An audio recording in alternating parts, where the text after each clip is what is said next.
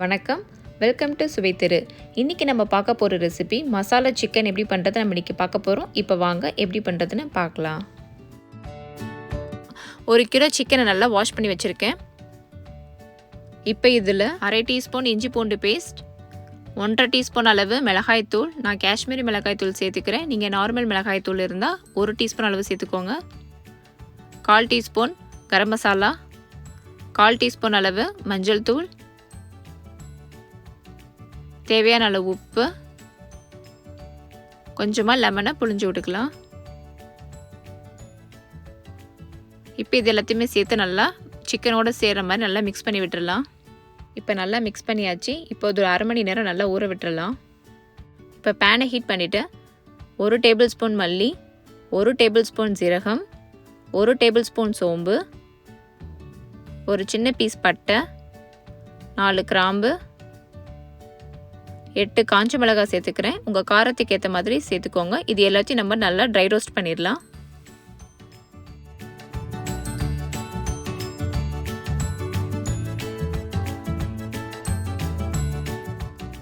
இப்போ எல்லாமே நல்லா வறுபட்டுருச்சு. இப்போ நம்ம ஸ்டவ் ஆஃப் பண்ணிவிட்டு ஒரு பிளேட்டில் எடுத்து வச்சு ஆற விட்டுறலாம்.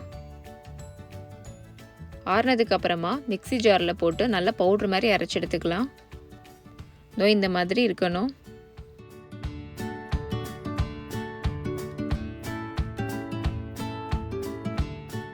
இப்போ சிக்கன் பார்த்திங்கன்னா 1/2 மணி நேரம் நல்லா ஊறிடுச்சு. இப்போ இதை நம்ம ஆயிலில் ஃப்ரை பண்ணி எடுத்துக்க போகிறோம். இப்போ பேனை ஹீட் பண்ணிவிட்டு நான் கொஞ்சமாக ஆயில் சேர்த்துக்கிறேன். உங்களுக்கு தேவையான அளவு ஆயில் சேர்த்துக்கோங்க. இப்போ சிக்கனை போட்டுடலாம்.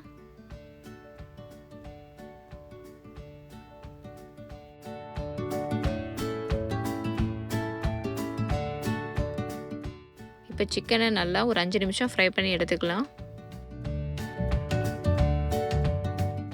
இப்போ சிக்கன் பார்த்திங்கன்னா 3/4 நல்லா வெந்துருச்சு. இப்போ நம்ம தனியாக ஒரு பிளேட்டில் எடுத்து வச்சிடலாம். இப்போ பேனை ஹீட் பண்ணிவிட்டு கொஞ்சமாக ஆயில் சேர்த்துக்கிறேன். இப்போ இதில் ஒரு பெரிய வெங்காயத்தை நல்லா பொடிசாக கட் பண்ணியிருக்கேன். நல்லா பொன்னிறமாக வர வரைக்கும் நல்லா வதக்கிக்கலாம்.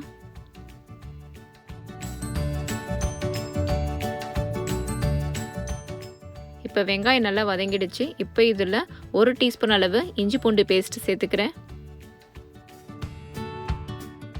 நல்லா பச்சை வாடை போகிற வரைக்கும் நல்லா வதக்கிக்கலாம்.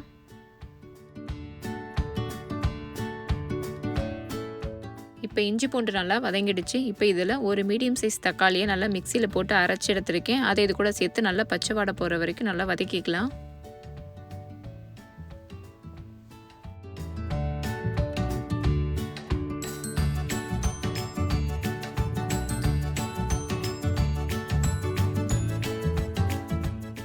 இப்போ தக்காளி நல்லா வதங்கிடுச்சு. இப்போ இதில் நம்ம அரைச்சி வச்ச மசாலா பவுடரை சேர்த்து நல்லா மிக்ஸ் பண்ணி விட்டுடலாம். இப்போ ஸ்டவ்வை நல்லா சிம்லேயே வச்சுக்கோங்க, இல்லைன்னா அடி பிடிச்சிரும். இப்போ இதில் லேசாக தண்ணி தெளித்து விட்டு நல்லா மிக்ஸ் பண்ணி விட்டுடலாம்.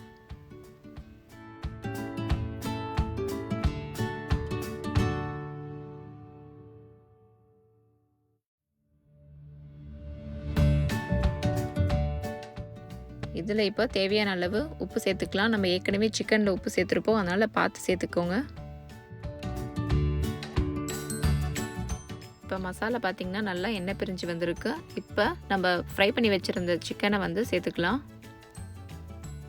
நல்லா மசாலாவோட சேர்த்து நல்லா மிக்ஸ் பண்ணி விட்டுடலாம்.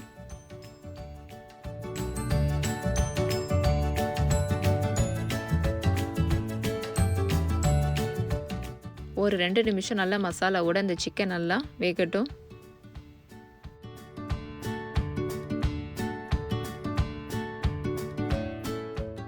இப்போ இதில் கொஞ்சமாக தண்ணி சேர்த்து நல்லா மிக்ஸ் பண்ணி விட்டுட்டு ஒரு 5 நிமிஷம் நல்லா வேக விட்டுறலாம்.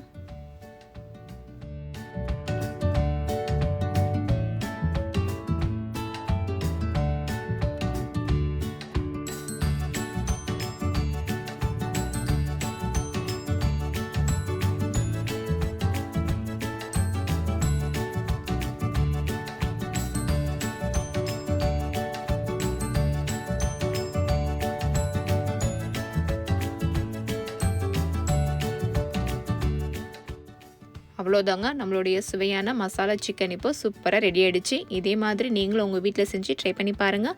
இந்த வீடியோ பிடிச்சிருந்துன்னா லைக் பண்ணுங்கள், ஷேர் பண்ணுங்கள், சப்ஸ்கிரைப் பண்ணுங்கள். மீண்டும் வேறு ஒரு ரெசிபி உங்களை சந்திக்கிறேன். சுவைத்திருங்கள்.